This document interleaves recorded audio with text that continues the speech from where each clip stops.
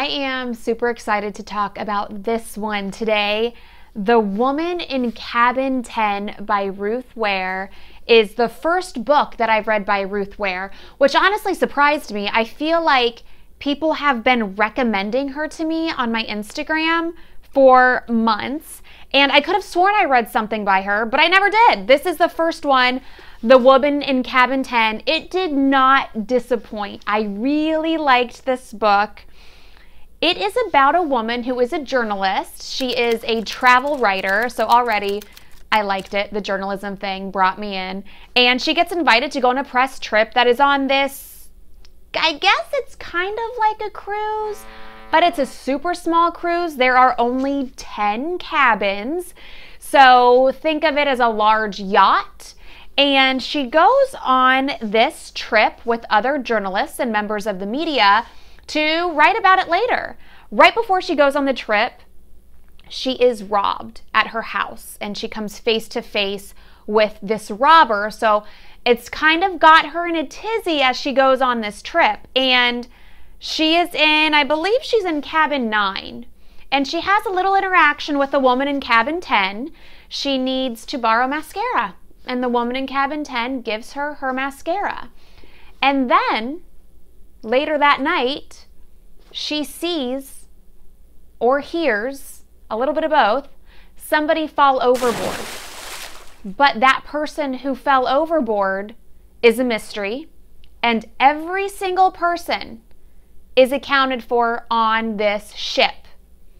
So she saw somebody go overboard, yet nobody's missing.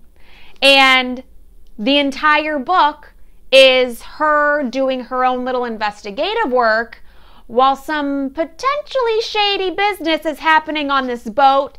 There are suspects everywhere. You don't know who to believe. You don't know who is involved in this shady business. And there are some parts in the book where you're asking yourself, is there really even shady business going on at all? Maybe this woman's just crazy. It's a good book. It's one of those that when you're about halfway through, 3/4 of the way through, you just want to keep reading. You can't put it down because you want to see how it ends. And I did like the ending. I give this book 4 out of 5 stars. I have, since reading this, put Ruth Ware's books on my to-read list. I want to read some more.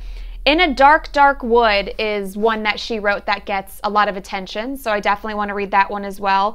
This one, actually, I picked up and I bought it without even knowing what it was about.